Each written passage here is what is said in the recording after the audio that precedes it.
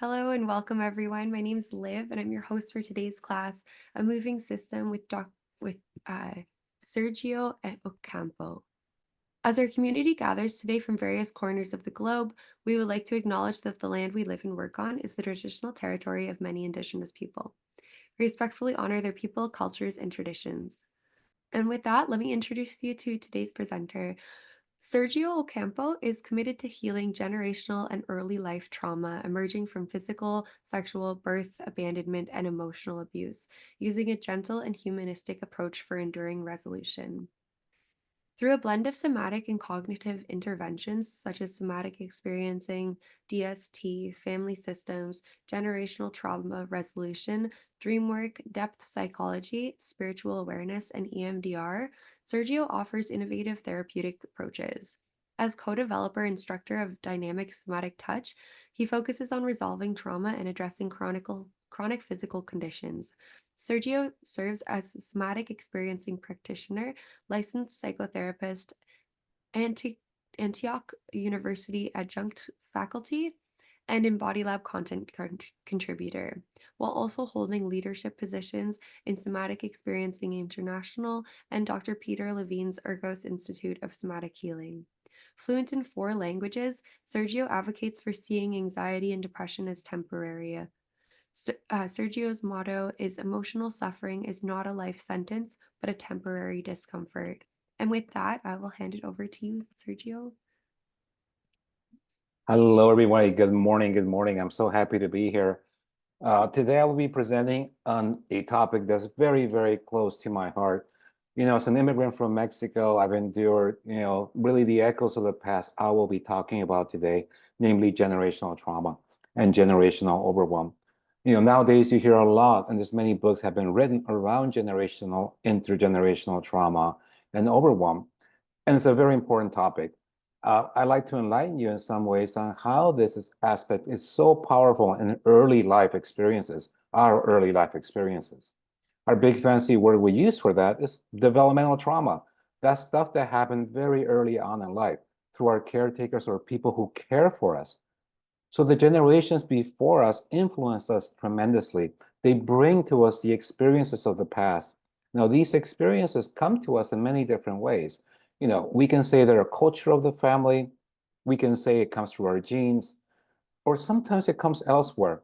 And I'm here to make the case not only about how the alternate ways in which really, really generational trauma is transmitted, but also exactly what to do about it. So if I suffer from this lineage, what can I do about it? What is the process of that? And we find the keys in somatic work and somatic psychotherapy, somatic experiencing, etc., because these are able to mobilize those experiences in our bodies and actually us permanently heal ourselves and our families. I work with Dr. Peter Levine of Ergos Institute, and we do our retreats all over the world. And I see that in every single member, every single person, you can see those slight echoes of what happened in these families over time, over the many years. So my talk today will be focused on this and that intersection between both early life and really, really what I like to call really old stuff that's been hanging around, sticky, it's always there, and it never seems to go away. My interaction with you all today, well, I have slides. I like slides, but I don't like them too much because it takes us away from the conversation. So I will give opportunity, if possible, to have questions asked live online, but also I would like to have somebody volunteer, if they like to come online and do a little bit of work on a generational piece you might be curious to work on, so we can begin to work somatically and explore it and see what happens. So I'm going to share my slides now with you. So here's our topic today, is really the echoes of the past and how we resolve generational trauma. There is a very powerful intersection, as I was naming, between developmental and generational trauma. That is, it's all this stuff that comes from the past. And it kind of shows up in our family from the beginning through this emotional overwhelm. We might feel that's emotional stuff we feel, fear, anxiety, anger. We encounter in families life challenges. Like certain families seem to have the same life challenges over and over again, whether it be abuse of substances, or we just can't get ahead, or we stay in the same socioeconomic level always, Or we all seem to participate in the same professions year in, year out after generation. We also find health struggles. What is that? Disease, syndromes, things that go up in our bodies and never come down. And medically, we'll say, whoa, it's your genetics. When you go to your doctor and they can't explore or find what's up, what's wrong with us, it's a health struggle, right? That is what? Genetics. And often it's not just genetics, it's something different. And also family stuckness. When you visit a family, you feel it, you sense it, you notice that there's something about that family that can't move forward. I don't get along with my dad. Well, my grandfather didn't get along with his dad. It just keeps on giving. There's something about the patterns that really can be seen in early childhood in families. They're old and they're always been there. So let's talk specifically, what is generational trauma? What is it exactly? How do we see it ourselves? So if you read this definition here, it speaks to the transmission of overwhelm experienced by our ancestors and being felt by us from the beginning of our lives, reaffirmed by our biological caretakers or their presence in ourselves. What does that all that mean?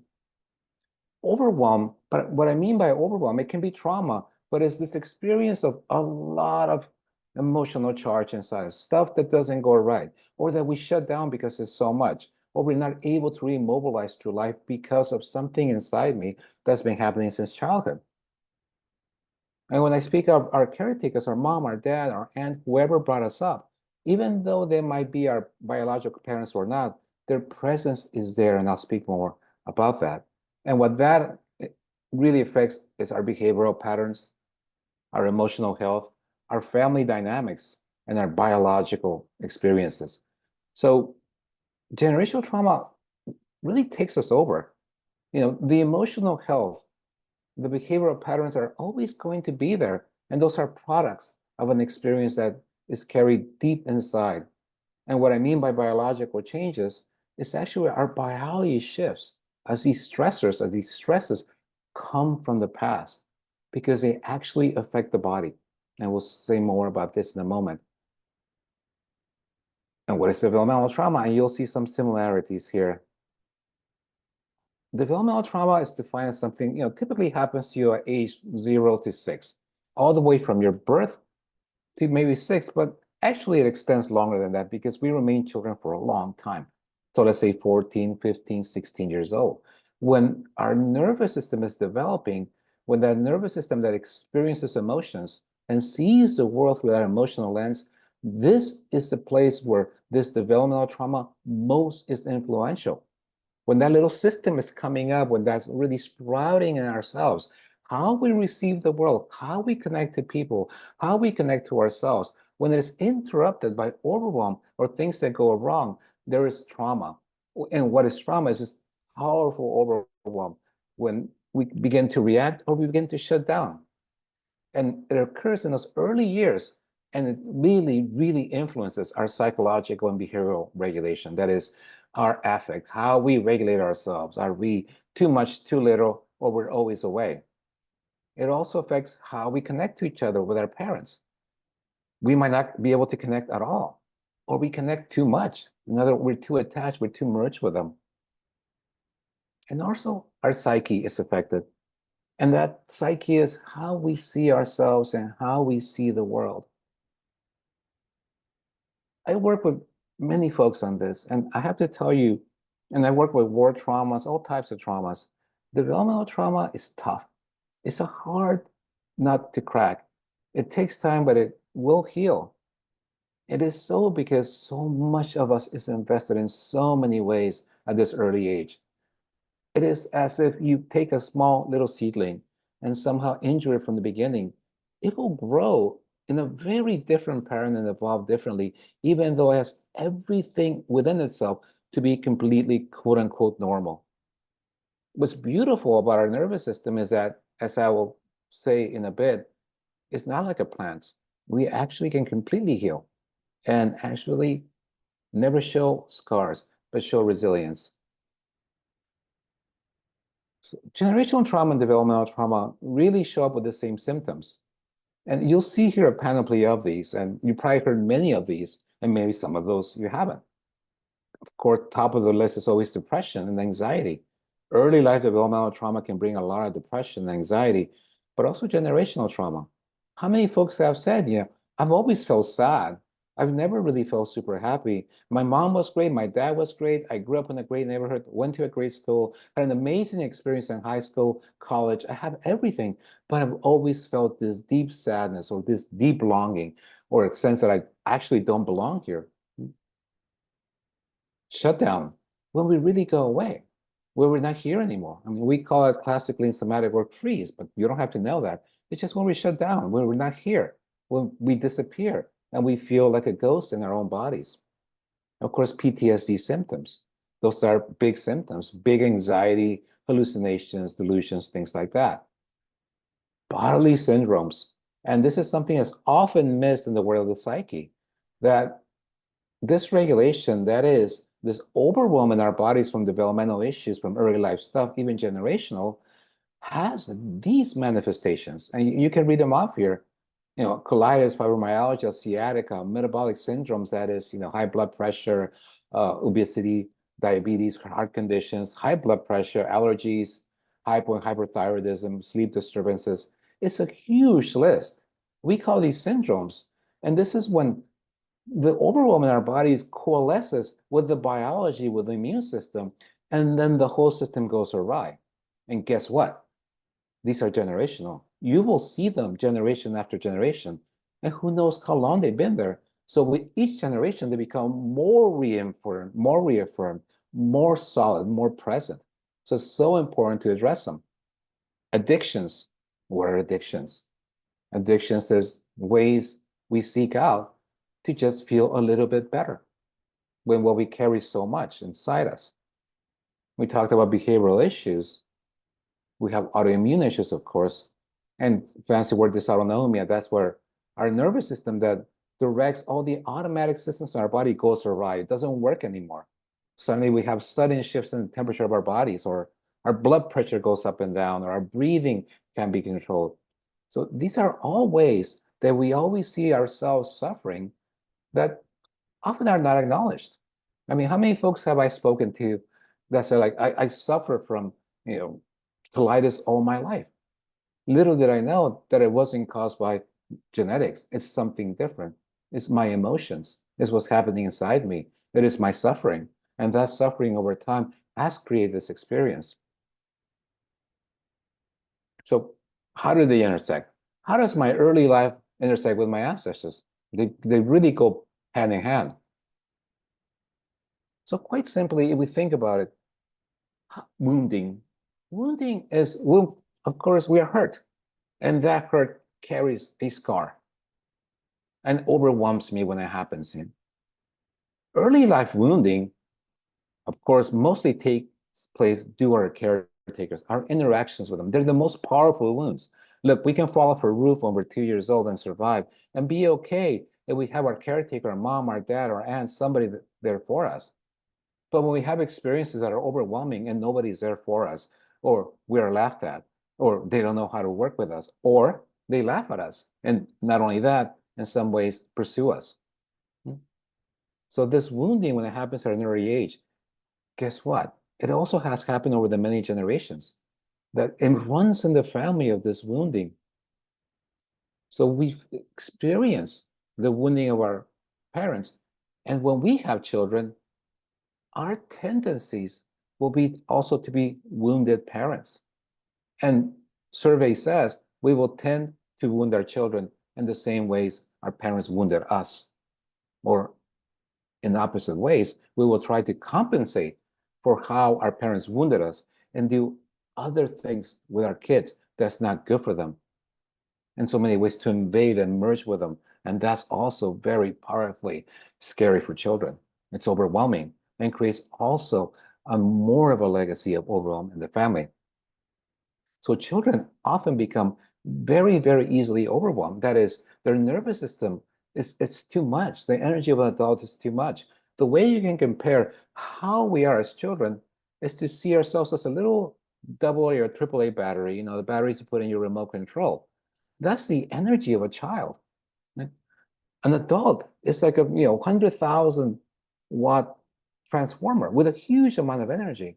When that adult leans into the child automatically collapses and they go away, they tune out, they shut off their emotions. And when they do that, they feel nothing and they blame themselves.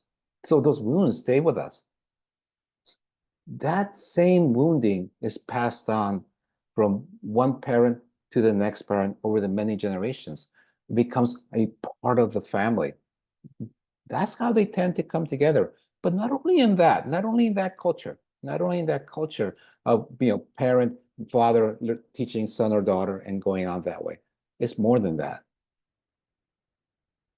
Generational trauma is tangible. And it can also come not only from our interactions with our parents, but also from societal upheavals, revolutions, wars, historical crises in our country, and even natural disasters, big things that happen to cultures that we have survived over the many generations. Those also influence us, and they can become part of a family, and the family quite doesn't get over it over time. And let me go back to this.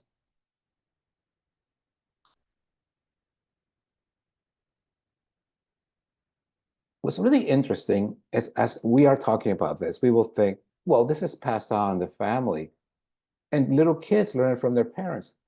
But what's interesting is this paradox of generational trauma, and I choose to name it this way for the following reason. That if you have children that have been separated from their biological parents and adopted or their parents passed away, and they end up with another family, these children will exhibit the same experiences of overwhelm and wounding as their biological parents, even when they had no personal contact with them. They will exhibit the same shortcomings, the same struggles, and also a larger sense of abandonment. And it's really not so much genetics, right? And we're going to talk a little bit about genetics. That this overwhelm seems to be carried more powerfully, not in the family itself, but there's something coming through from the past that influences us, even if we move to a different part of the world as little babies and somebody else raises us, we will exhibit the same behavioral tendencies, even the same behaviors as far as our body's positions, our shortcomings are always there. And of course, it comes to mind, is it in the biology? Is it transmitted by biology? So this is the DNA blueprint paradox. I'll read this to you, and it's very important to understand. So we all attribute DNA as, well, that's how we have all this coming from the past. It's epigenetics, adaptations that come from the past and create this disposition in me, this biology, this body, this way of speaking, this kind of way of approaching the world. But if you ask scientists, there is this paradox. The human genome is primarily a set of lists that specify the sequence of ingredients for assembling proteins. We're created of proteins. Everything you see in these hands, this face, it's a huge amount of proteins stuck together. Our DNA actually does not contain any plans or instructions for building and maintaining a human body. In other words, there is no plan. There is no blueprint. If you even look at an oak tree, for example, no one has been able to find the blueprint. How do you make an oak? Okay, you have all the proteins. It's like you have all the Lego blocks to make something, but there's no instructions how to make it. Imagine you get a big box of Lego blocks and say, okay, build this machine. How are you going to do it? You have all the blocks. And this is the paradox that really the key to understanding how things happen is not in the DNA, it's not in that code, it is not in the blueprint. There's something else that must be guiding this process through which things are pulled to become what they are.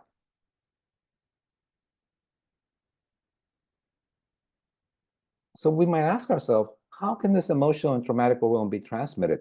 How is this information being brought forth if it's not through genetics? And it's important to understand genetics will give me my hands, kind of the some of the parts of me that are very, very biological, how my proteins are made, what my propensities are, so certain genes turn on and turn off and create certain responses. But there is no way of creating a human just from that DNA itself. Nobody has been successfully done that. There's something happening that scientists really can't understand. So if this is not happening through genetics, what is the vehicle?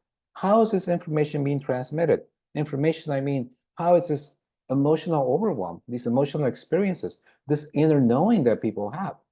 From the past, not only come trauma, but also talents, capacities, music, poetry. How are we able to do that? Because nobody has ever found how you do that. How can you learn that?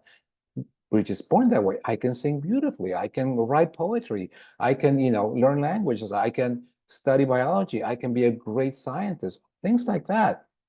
People have these huge skills. So we must understand from the past, not only come stuff that didn't go right, but also great knowing, great knowledge, great resources. So if we look about the world, we begin to see some really interesting things. And these interesting things about coincidences of how even animals know things that how can they know? They don't have books, libraries, internet, Wi-Fi. There's this experiment that took place many, many years ago with mice and cherry blossoms. And what these scientists did, they wanted to really see how over generations mice could learn. So what they did this experiment where they would have mice smell cherry blossoms. Just to smell cherry blossom. And immediately afterwards, they gave them a light shock. Not a huge electrical shock, a light electrical shock. And of course, the little mice repelled. And they learned like, oh, no, every time we smelled this. So sure enough, after 2-3 times they did that, mice, the moment they smell cherry blossom, they will recoil, they will react. And that's the natural experience of all mammals. But what they did is as they bred this little mice, and as you know, the generations of mice come quick, even after the third, fourth, and fifth generation of mice, when mice smelled cherry blossoms, they will recoil. And you could attribute this to epigenetics, right? Epigenetics is things that happen in the moment in your genes that adapt to, say, heat or cold or things like that, adapt your body, right? But one very interesting example I've never forgotten mentioned in the past is a 2004 tsunami in Indonesia. So there was a large earthquake in the deep sea that created a large wave, a large tsunami. And this wave came to shore in Indonesia and great destruction over this entire area. But what's interesting is elephants. The elephants, big elephants, they're kept as not domestic animals, but as work animals. And also the wild animals, they started when they could to mobilize, they started to what? Begin to march upwards into the hills away from the ocean. Hours before the tsunami took place, they actually somehow knew. And the last tsunami in Indonesia has been hundreds of years ago. These elephants could never have known when the tsunami will take place, or just the knowledge of what to do. Elephants had this inner knowing to leave. The rat maze. Of course, you guys have heard of rat mazes. And they're fascinating because you kind of understand how rats learn. Like all mammals, they learn by trial and error. Scientists, I believe it was Australia, I can't remember which country first, built a sophisticated rat maze where they timed rats rather, how fast it took them to find bait somewhere, right? And then what they did, this is very curious, they shipped the plans on how to make the exact same rat maze in Europe. So this scientist built a rat maze identical to the one in Australia. And they put food in the middle, and they got European rats, not related to the rats in Australia. And what did they find? They found that the timing, the rats in Europe actually found the bait faster, just by a little bit faster, a few seconds faster. And then they did the following. They sent the plants, not the rats or the maze, to the United States. And did the same thing. They built the maze, they put the bait, and they put the rats in there, American rats this time, not related to any of the rats anywhere in the world. And these rats found what? The food even faster. So over time, as they did this experiment, the rats found the food faster and faster and faster, not the same rats.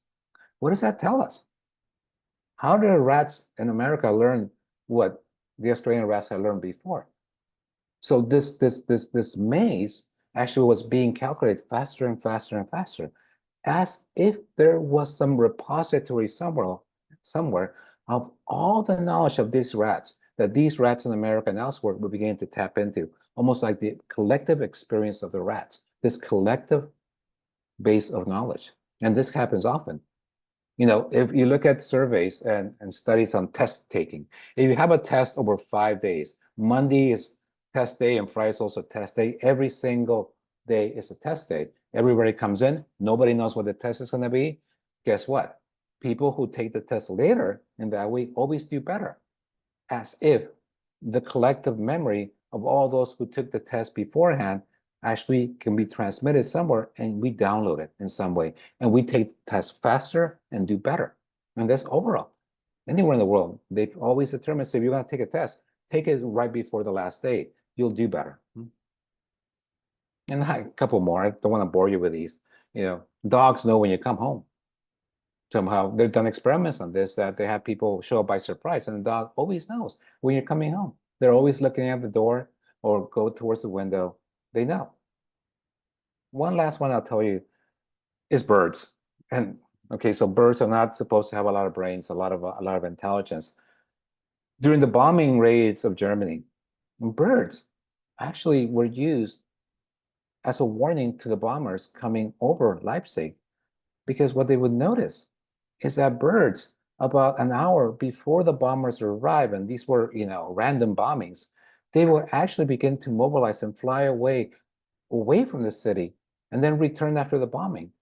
Someone noticed that, and they began to track the pigeons. There were pigeons. And actually, sure enough, that's what happened. There was a parrot in the same city who would scream in German, look above, before bombing raids. Hours before the raid in the morning, it will start screaming, bombers are coming. Sure enough, they will come. So this is fascinating stuff that tells us there must be information somewhere stored coming to us, and these are, animals. What about us?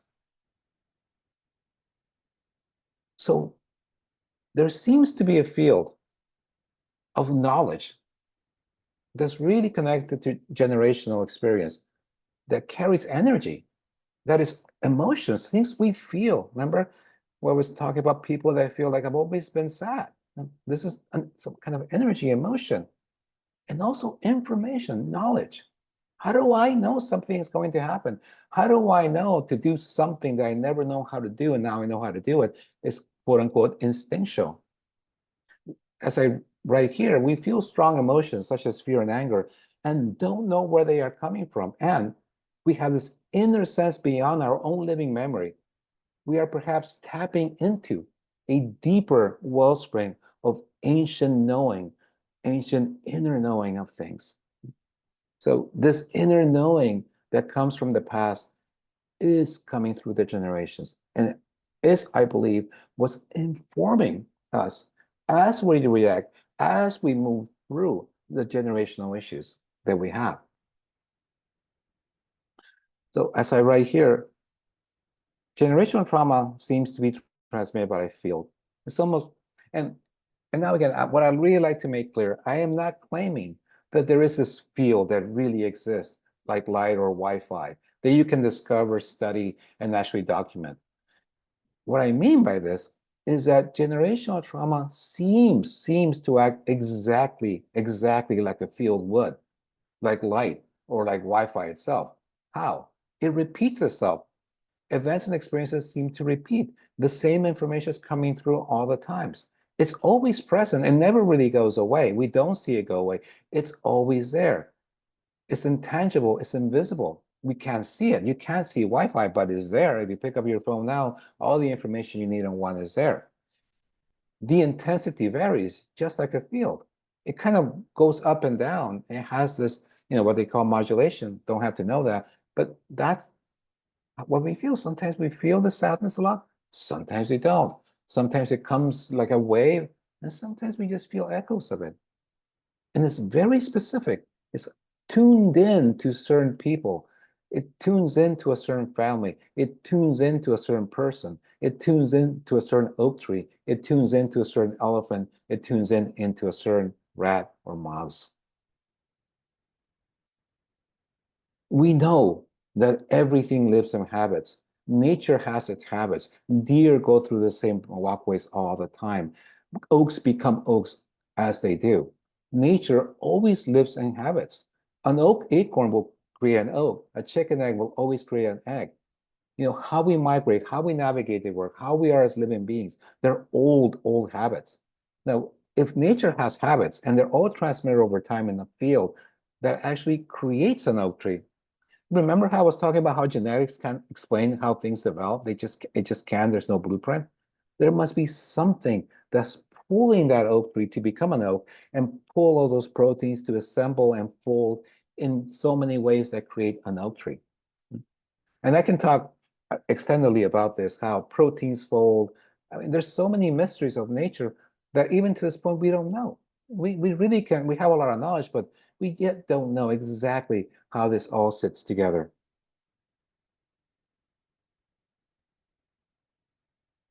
There seems to be this collective pooled memory where everything in nature is deposited where it lives.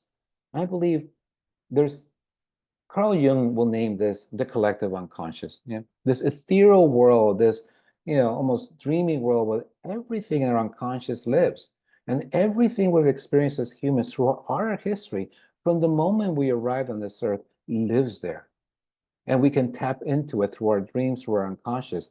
All the knowledge ever accumulate, we all only have to tune into that frequency, like that scene from The Matrix. You just got to know how to tune in to get the answers. You just got to know how to bring things in. It's an interesting movie, but in reality, it's very germane to what we're talking about today. How we tune into something out there and we don't know what it is, but we all surely feel it because we have this inner wisdom, this inner knowing of what things are and how they should be. So, as we talk about this field, generational field, how does this show up as such? Yeah. We might be having a nagging feeling as of right here from our youngest year that we belong somewhere else. How many of us have had that experience? Yeah. I grew up in Mexico in the desert, yeah, right on the border with the United States. I used to long for green, rolling fields, rainy days, foggy, cold days. How does a kid from Mexico think about that? The longing is almost like, what am I doing in this desert? So interesting. My parents are from Jalisco that has not the cold, but the rolling hills and the green and the rain. And even though I'd never been there, I just long for that world. We also crave things now found where we're born and raised. We want experiences. We want to be with certain people, even listen to certain languages. Our emotional life seems to be affected from childhood. We feel emotions, we feel experiences that we can remember. Children speak to themselves, quote unquote, but they always have imaginary friends. Often they are talking to people they want to be, that they miss, that they don't have in their lives anymore.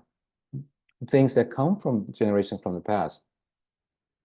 And we're always attracted to old experiences. We're attracted to people and things that might have nothing to do with how we were brought up. We often long to be someone else, someone completely different. And also we might be desire to be more, but feel limited. So those limitations that come from the past also imbue us, also possess us.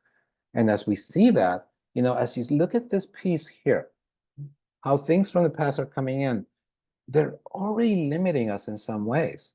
We already come, quote unquote, with some sort of limitation that our parents have to negotiate. Now, if our parents have been similarly wounded as us, they can't negotiate it. They can't help us with that. So what do parents do unconsciously? They reinforce those experiences. They become stronger in us, and they actually code inside us more. So our emotions become bigger. It's a cycle that never, ever ends until we break it. And even if we do all our work here, even if, say, we do healing of anxiety, depression, all this that we're suffering with, this generational piece is still going to be there. This energy from the past is still going to be in the background. And it's again going to have us feel something and becomes a lifelong work. Like, what's going on with me? Why can I heal? Why can I get over this? Right? I do yoga, I do meditation, I do this, I do that, but nothing seems to be working. Chances are you're feeling this piece, this part, which is a big part. Again, needless to say again, the field does carry trauma and overwhelm. The traumatic experiences of our ancestors and the overwhelm, that is when their nervous system was overwhelmed and their emotions were high for extended periods of time, that comes through. That comes also through this field. Just like the information how to create a note, there is this very, very specific frequency that's coming to us in our families, individually to ourselves, that's different from everybody else's, that's tuning into us. And that accompanies us. It's like, having, I don't know how many of you folks have experiences with radios. When I was a kid, you had a radio, you had to tune in with a dial and dial in the station. And sometimes you dial it in, you don't dial it in, and finally you get it. You get it sharp and clear. That's your frequency, that radio station, that sound that's coming, you're tuning in, but you can't hear the others. You don't have a dial. You're only tuned into that. So how do those two, and I'm going to give you a chance to ask questions soon. I don't want to all be lecture. How do generational and developmental trauma overwhelm intersect? They're all about early life temperament. Our life temperament, our tendency towards anxiety and anger are one and the same sometimes. Our parents show the generational wounding in their emotional presence, right? So the wounds they have, their emotional presence, that is the feeling we get around them. Have you walked into somebody's home, another family, you can feel them? There's a sense to that family. You visit next door neighbors, there's like this intangible quality to them that is theirs. It's only theirs. You're feeling those echoes of that family, that feeling, that energy you get in your body, that experience. That is that intersection between what went wrong in their early life and also what's coming from the past. That feeling itself is the essence of us. That's what defines us in so many ways, because our emotions are extremely powerful. I feel my emotions because they live in my body, because I feel them in my body. All my emotions are embodied. So are yours. Notice when you get upset, when you get sad, doesn't your throat constrict? Doesn't your heart hurt? When you get angry, don't you stop breathing, or your stomach hurts, right? Or you tense up in your jaws? They're all embodied emotions. Those emotions are coming through this wave, this energy into us, and sometimes constantly activating us. So what happens is that as I write here reenactment, what does that mean? When that generational experience comes to us, and connects with our current life, we reenact the experience. Our parents reenact their own trauma with us, and us are reenacting our trauma coming from our parents. We're both in this act together, in this play together, constantly reinforcing the same overwhelming traumas. So both are intricately connected. If you work on developmental trauma and don't work on generational trauma, there's always going to be something left. There's always, because we're not healing the past. We're not healing the past because it is also the present. There is no difference. So, the past brings overwhelming emotions, and the present are equally wounded caretakers. So their emotions are coming in, and our parents are wounded. And I have to say something else about this.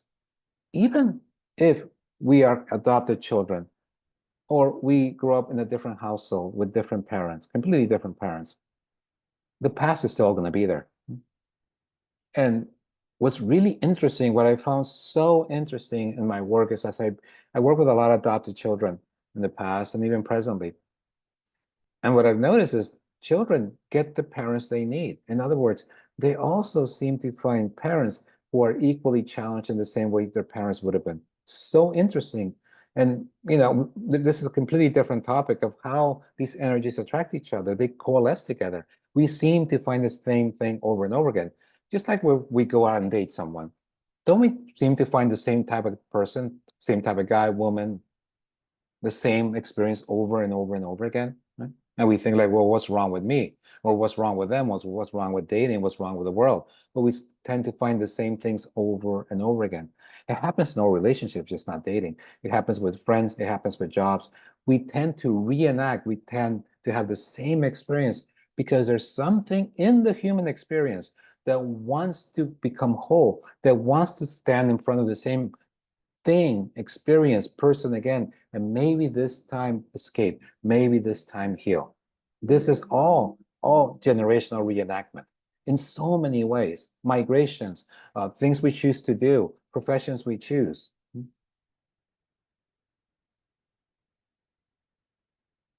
And this is why family lines, as we talk about families, they tend to have the same outcomes.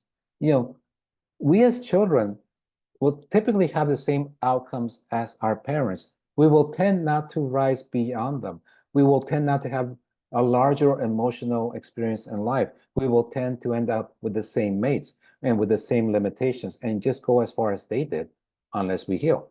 It is a struggle. It is a cycle that sometimes is suffering, but also you can see it and over time how this generational experience is always present. And the flip side, of course, is what I was naming in the beginning. It is the generational field that brings resources, abilities, talents, intelligence, knowledge. The flip side of this is the enormous well of wisdom, experience, resilience over the many centuries that our ancestors have given us. That tribal inner knowledge. Tribes have powerful knowledge of how to live anywhere in the world. Have you ever asked yourself, how do people know how to use plants? How do they know to use this or that?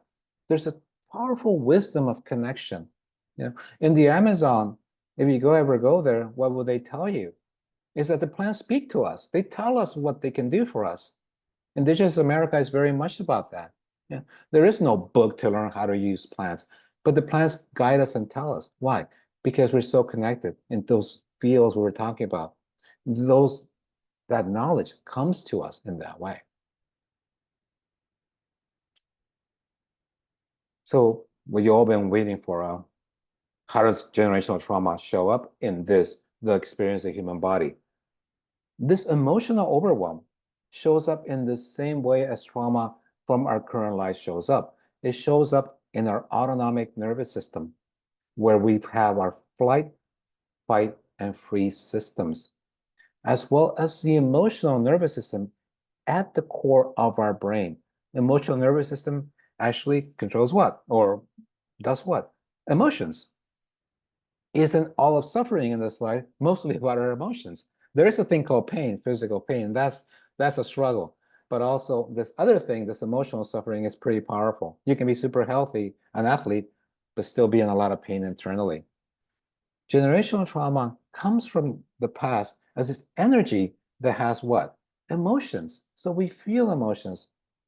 Have you had dreams where there's a feeling of that dream, where you feel the terror of the dream, the fear, or the anger, or the desperation you feel?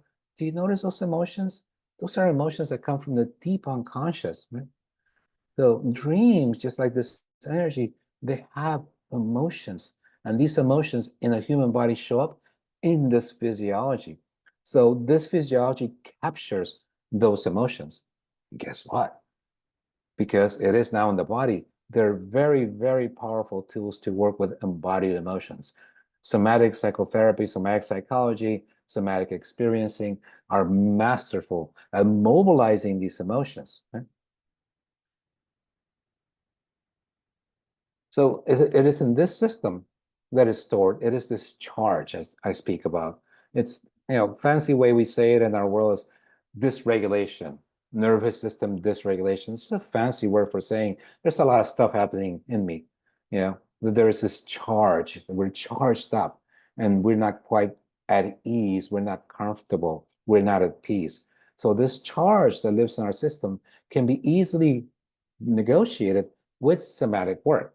So somatic work, what it's masterful at doing with folks is actually to release that charge in that nervous system. So that nervous system that sits with all this charge can be healed using somatic work. And somatic work is the crux of what I do and how I mobilize generational trauma. And speaking of this, and I must say this is a, knowledge and ancient knowledge from the Iroquois indigenous people of the East Coast. And the Iroquois believed the following, that the seventh generation experience, which is Upon the seventh generation, there will always come a healer. And this person will heal themselves. They will come to heal themselves fully. And in doing so, they will also heal their 6 previous ancestors' generations, that they too will heal. If you think about what this means, talking about a field, what they are saying is that these ancestors that are behind me, behind my shoulders, in the back there somewhere, as I heal, they will feel the relief of healing, the healing they could never do in their own lives. And then also, I will heal my generations in front of me because my children won't suffer from this. Somatic work does that. It can help heal this me now so that my children won't suffer from what's inflicted me, but also what happened in the past. What happened in the past. And of course, here I show this classic drawing that we work with. And if you look at it, this is the curve of trauma, where you start from the beginning on your left, something happens and you go into this blue zone where you get disconnected. And there's so much of this. And you see this little snake on the right side. People with trauma and overwhelm, this is where we are. This is where we live, right? Going in between feeling terrible and being disconnected, feeling terrible and being disconnected.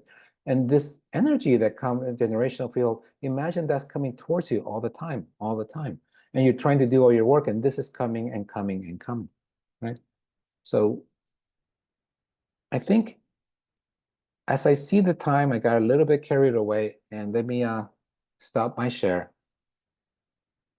Having what I said, I know I said a huge mouthful, a lot of stuff I threw at you in a very short time, as we have a very short time. I will welcome questions either live or online. Yes, Robert. Um, I appreciate your wading into this very unpopular topic, and I'd say I've been at this a long time, about 50 years. I was an unwanted child at birth, and so what comes to me lately, my latest thing is it's just grief. Yeah. It's that, and so how do you resolve grief? Is that because all I really want is to cry in my mother's arms as a baby? I realize that that is something that I never had, and it's very embarrassing. But all of a sudden, Mm. to feel this, mommy, I just want to hug you, and that's all I want to do is be close to her emotion. Ah. But she didn't have that capability. Don't spoil. What was it? Spare the whip and spoil the child. That's what I grew Mm. up with. So how do I grieve that loss? Well, Robert, can I ask you, as you ask me this question, do you feel some of this in this moment, some of this grief? Absolutely. I feel it right here in my heart, right Would here. you be willing to place a hand on your heart? Yes. And can you feel the grief? Mm. And It's notice the actually in heart. my solar plexus too. So I'll So, put it on both. so maybe do either both hands like this. Yeah. Feel the grief and just notice the sensations under your hands. And as you notice the sensations on your hands, feel the grief and just allow it to mobilize. And just imagine that grief as it is in your heart. It can begin to move almost from surrounding tissue to surrounding tissue. Just begin to invade your whole chest cavity and gently, ever so gently, move towards your spine. You can imagine it's like a trickle of honey, like light, like vibrations going through, like colors, like a movie special effect. And imagine it's moving towards the spine and gradually expanding everywhere, moving downwards towards your legs. Feel the grief, feel the grief, and just allow it.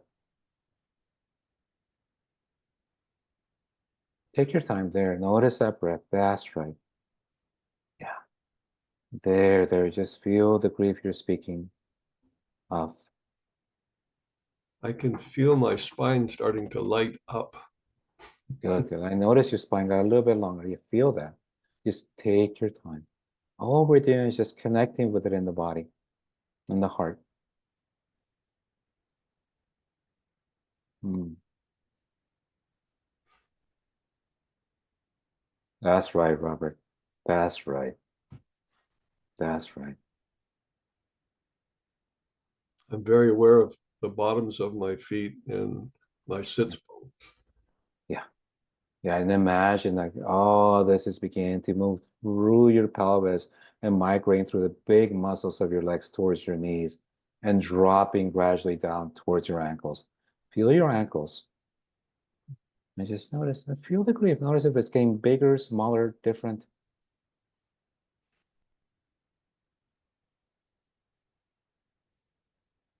Hmm. I don't have to just hold this in my heart, my solar plexus. I can ache all over. Exactly. It feels better Exactly. somehow, you know.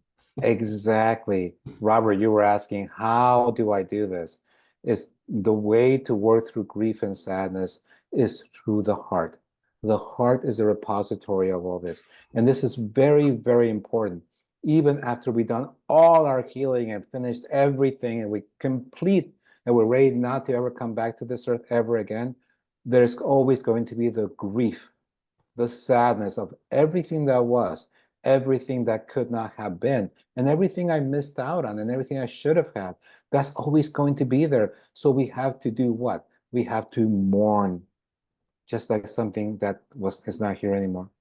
So remembering that's actually an integral part of healing. Mourning always comes. So you're at this latter part of your healing, it's natural that work with your heart. Do the same exercise when it comes. Just feel the heart. Don't avoid it. Allow it to come through and allow the body to be almost like a heat sink, taking away the energy from the heart. And that's healing. Every time you do that, it heals a little bit more. And it's really the key is in the heart because that's how the heart's going to open. That's how the heart's going to open. Hmm. Thank you, Robert. Thank you. Thank you. Thank you. I think we have a little bit more time, I believe, for another question.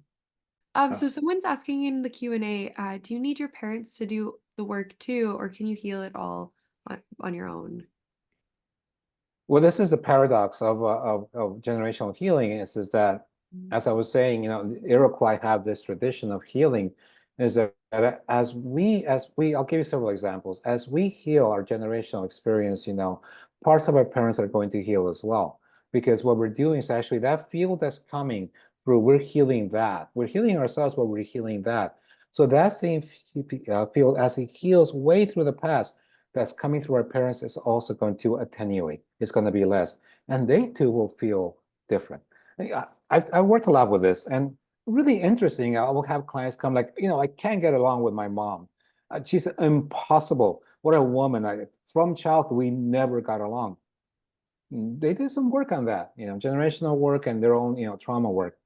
And suddenly they report to me, my mom called me and she was so different. She was so friendly and she was asking me questions and just not being herself. What's going on? Then I asked them, so how do you feel? Well, I feel great. We just had a long conversation and, we plan to go have coffee. We haven't gone out in a long time. And I asked them, do you notice anything different? Yeah, that she's different. Well, what about you? You're different too. You're not defensive anymore. You're not doing that. Yes, it heals on both sides. Of course, then for our parents, it's going to be about doing their own self-work on the stuff that didn't go right in their own lives now. But that field really begins to go away. I'll give you the flip side of this. And the flip side is that folks that do trauma work, I work with, for example, PTSD. I have one particular person I work with, war trauma. So now the military has a lot of folks that do are recruited who have a lot of developmental trauma. Sometimes that's the driving force for joining the military. Not for everyone, of course, but a lot of folks do that. So they worked a lot on PTSD and think of, they were left, the medications, were okay, living a full life, married, kids, all that. But there was this stuff there that was still there, this darkness. And this darkness that was there, this old stuff that we began to work, what turned out to be more powerful, that was really fueling the PTSD. And we came to this conclusion that had I not had that generational stuff, maybe I would not have been so traumatized, in the field. So that would be the. Amazing, thank you. So we actually we have time. Well, if somebody would like to volunteer to work with me for a little bit on a generational piece, I'd be more than open and happy. If not, we can continue with questions. Hi, Sophia. Hi, Sergio. How are you? Good, thank you. You? Good, good. So I'm wondering, is there something that, intrigues you about this stuff we're talking about today? Yeah, so much. And it's so funny because my mom and my sister have been telling me this week that they've been doing all of these things to heal generational trauma. And I was like, okay, like how are you doing that? And then I saw like I came to this and you were talking about it. Um, I guess like I've always known that there was a lot of generational trauma. I just didn't know how to start healing that. Like I've been for a really long time in therapy and different types of therapeutic processes. Um, but I've never really understood how to like heal my generational trauma. And if in a few words, what do you feel is that generational trauma? A lot of pain in women, like a lot of Hmm. abuse and yeah, just women who have carried, I mean, I think it's the case for most women, but Yeah. yeah, like a long line of women who have been Ah, in a lot of pain. ah. So let's do this. I don't know if you ever heard this or seen this before. Dr. Peter Levine likes to do this sound. It's like this sound called the VOO. And maybe you and I can do it together, but I'll show you first. It's the kind of vibrates the belly and comes deep from the lungs and goes through the throat. And it's an easy deep breath I will take. It sounds like this. Ooh, what's a boo? Kind of a sound that really vibrates throughout. And I will invite you, if you're willing, to just place a hand on your heart and one below your belly button, just for a moment. And let's do this together if you're willing. Let's take an easy deep breath together. Ready? Yes. Ooh. Um,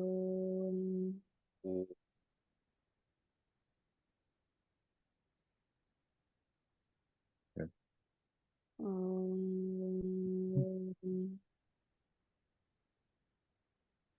Now, Sylvia, this wounding that you feel through women in your family, I wonder if you begin to look at your right or left shoulders, either behind your right or behind your left, where does this feel it's most present? If your ancestors were sitting behind you, women where on the left shoulder or on the right shoulder are with you in that? left feels heavier. So feel the left, and just notice what happens as you begin to bring your awareness to the left. Yeah? Notice what happens in your body and what messages your body begins to relay to you as you begin to bring your awareness there, gently, just tracking, and let me know what's happening inside your body as you are willing, as you are willing.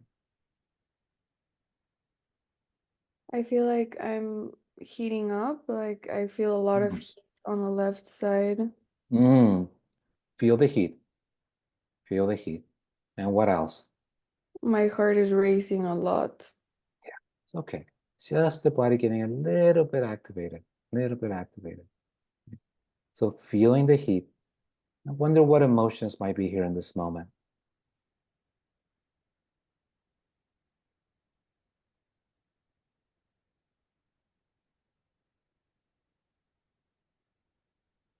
I feel anxious. Mm. Ha. A little bit of fear. Would you be willing to just feel the fear? Yes. Feel the fear. Just notice where you notice it the most, Sophia.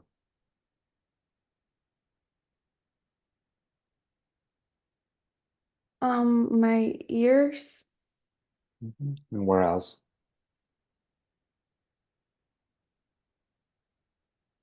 my heart, and my throat. Ah, that's right. So feel the heart. Yeah. Notice the awareness in the heart. Feel the fear for a moment. Just notice what happens as you simply bring your awareness to the heart. And allow that, if you're willing, allow that fear to come in just a little bit, how it's coming in from the left. And notice what happens when images begin to arrive, what other emotions or sensations can be there. Just really taking your time, Sophia. And let's just move through this.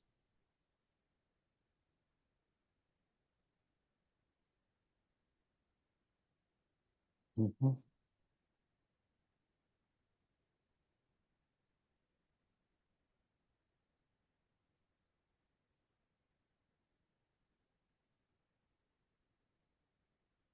There.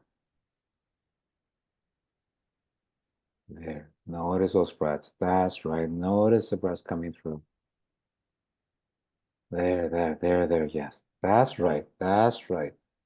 Just let them come through. Mm-hmm. There. Notice how your spine is moving backwards. You're getting longer.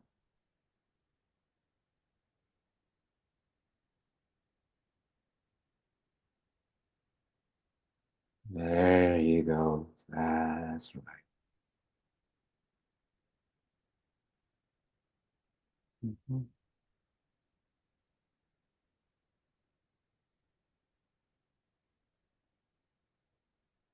Mhm.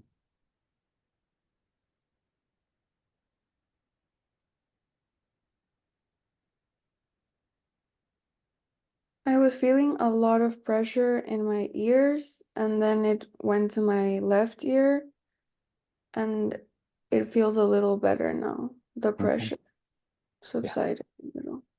Yeah. Right. So if you're willing, let's take another easy deep breath and do that sound again. Yes? Yeah.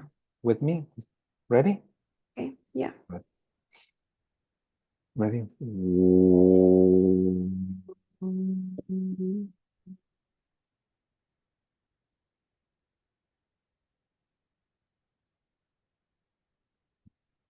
And noticing. There we are. Yeah. Notice the frequency, how deep those breaths are coming in. Mhm. That's right. Notice how you're getting pulled towards the back. Mhm. Mm.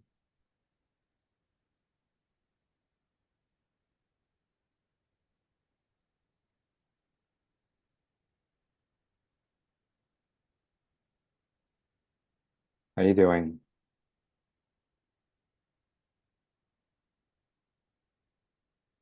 Sorry. What did you say? How are you doing? Flow There. through everything. Yeah, take your time. Take your time. Mhm. The left side feels a little lighter, but I Mhm. still feel like a little pressure in my heart. Yeah. So placing a hand on your heart, you see my hand? I'll do it, I'll put it up here so you can see me still. Just place a hand on the heart. What I'd like you to do is press in and rotate the skin this way or that way, that way, and just see which way it goes easier. Whichever way it goes easier, go there and stay there, pulling the skin. Yeah. And a little bit of pressure, not too much. Notice what happens with that. Notice how the heart reacts as you echo through your skin, your fascia into the heart. Notice the support you're bringing. Yeah. And just Mm. notice the sensations there. Wiggle your toes, and please remember you're still here. Here we are having an experience at Embody Lab online, and then this is happening at the same time.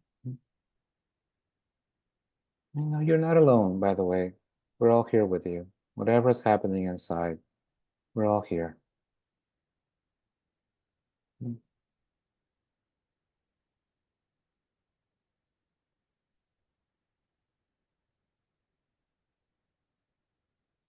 Yeah, there.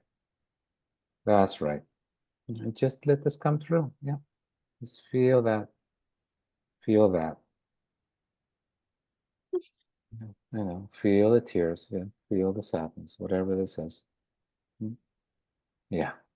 Just let it wash through. All it is just old stuff coming through from the past. Yeah.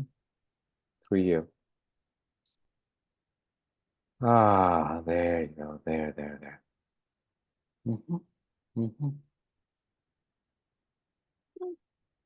Mm-hmm. It's okay. Whatever happened, all those women survived. Yeah, they all made it. Here you are. Here you are, doing the work that they couldn't. Mm-hmm.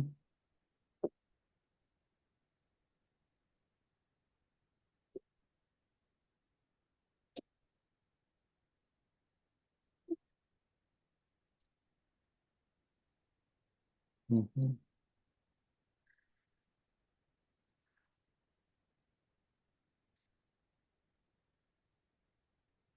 There. That's it. Yeah, that's right. That's right. Feel that. There you go. Mm-hmm. Yeah.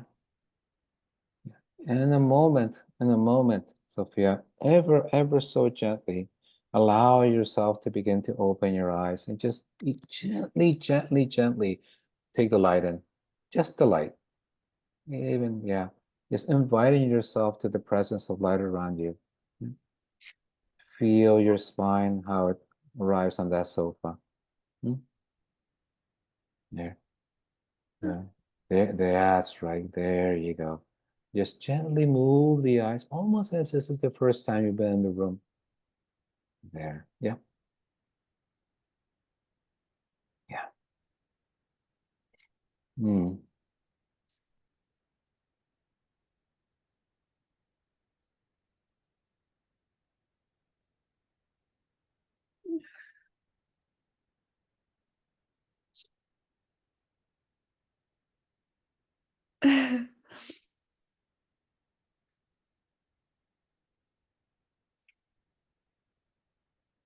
Hmm. How you feel? You're welcome. You're welcome. You're welcome. Pleasure, Sophia. These wounds are immediately healable, They really are. We don't have to suffer through them. None of us have. I'm writing a book on generational trauma, tracing, the violence of the Mexican Revolution on my family. And as I write some of these pages, I tear up, even though those were not my traumas, my father's trauma, my mother. And I find myself strangely, deeply saddened and hurt. Why? Oh, why? Why wouldn't I? It's something that lives in our family. Remember our frequency. So thank you, Sophia. Thank you so much. Thank you. Thank you for being here to help us move through this. Okay. You're welcome. Just take your time there. Yeah. Mm-hmm. So it looks like we might have time if you want to take one more question, if that's okay. Sure. Oh, sure. Please. Awesome. I'll be glad to. Hello, Cynthia. Hi, Cynthia. Hello. So I'm interested in how you work through this. I realize that I have had a weight issue my whole life, back and forth, and it's a generational thing. I had a chance to read my mother's journals. She's passed on many years now, and she had the same kind of issue. Yeah. So how would you work through that issue? Well, it's metabolic, as I said, but metabolic issues are syndromes. It's our body reacting to the immune system. And what happens with syndromes as folks heal, through, generational developmental trauma work with somatic work like this, those issues become less and less.